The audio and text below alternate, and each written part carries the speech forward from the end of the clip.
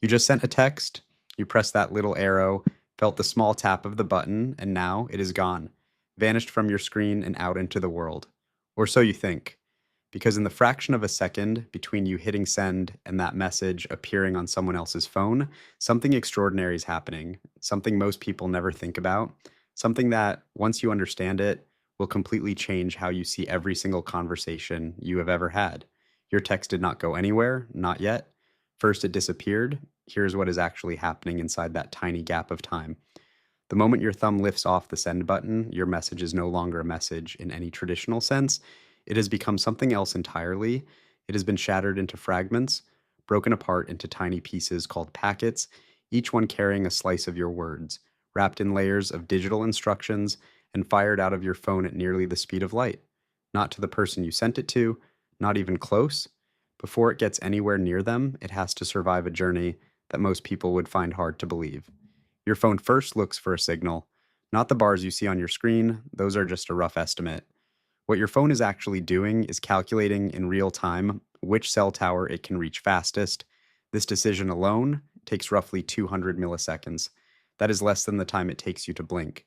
But inside that 200 milliseconds, your phone has already sent out a radio signal traveling at the speed of light, bounced it off a tower that might be 2 miles away, received a response, evaluated the signal strength, and committed to a connection. It does all of this silently, invisibly, while you are still lifting your thumb. The packets leave your phone as electromagnetic waves, radio waves to be exact, the same basic phenomenon that carries FM radio and Wi-Fi and satellite signals, but your phone uses a specific frequency band licensed to your carrier. It uses a protocol called LTE or 5G to encode your message in a format the tower can decode. The tower is not a simple relay station, it is a sophisticated computer.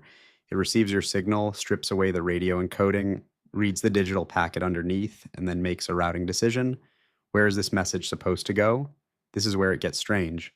The tower does not send your message directly to your recipient, it sends it upstream into a network of cables, physical cables, fiber optic cables, often buried under roads, strung between cities, crossing under oceans. Your wireless message becomes wired the moment it hits the tower. It enters what engineers call the backhaul network, a vast invisible infrastructure of glass fibers and copper lines that forms the skeleton of the modern internet. Your text is now traveling through this infrastructure, carried by pulses of light, bouncing between routers and switches, each one reading the destination address inside your packet and deciding the fastest route forward. Claude Shannon, the mathematician who invented information theory in 1948, predicted all of this, not the specific technology, but the principle. Shannon proved mathematically that any message, no matter how complex, could be encoded as a sequence of ones and zeros, transmitted through any physical medium, and reconstructed perfectly on the other side. He called it the channel capacity theorem.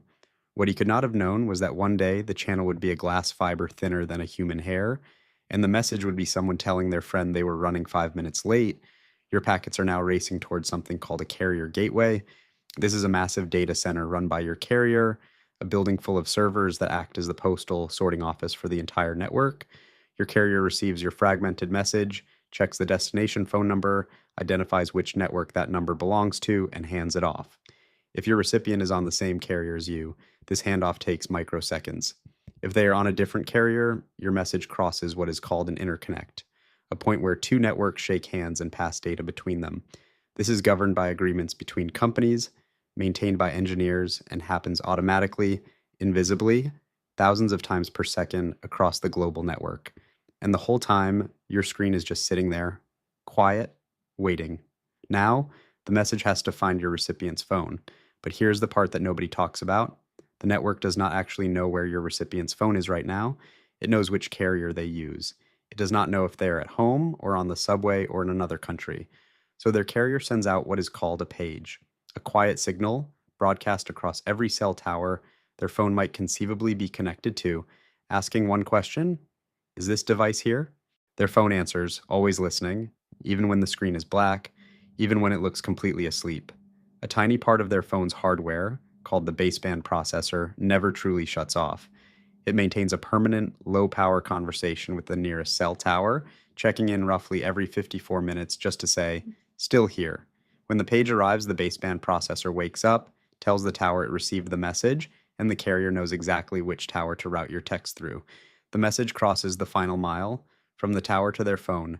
Radio waves again, traveling at the speed of light, arriving in a fraction of a millisecond.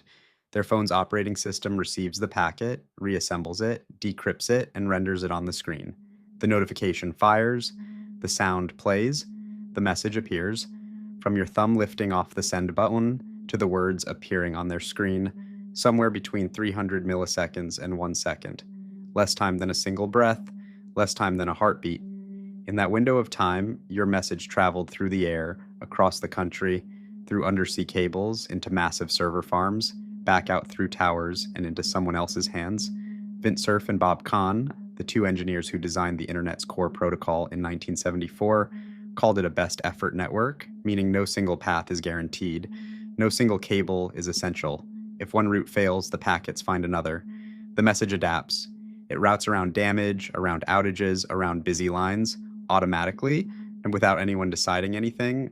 Their design made your Friday night text to a friend as resilient as a military communication network, because that was exactly what it was built to be.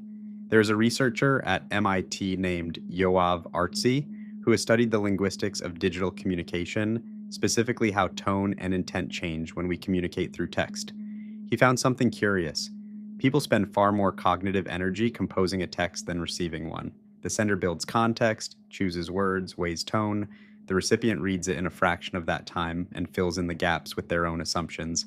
By the time your message arrives, it has already been through a physical transformation you never see, and then it goes through a psychological transformation you never fully control.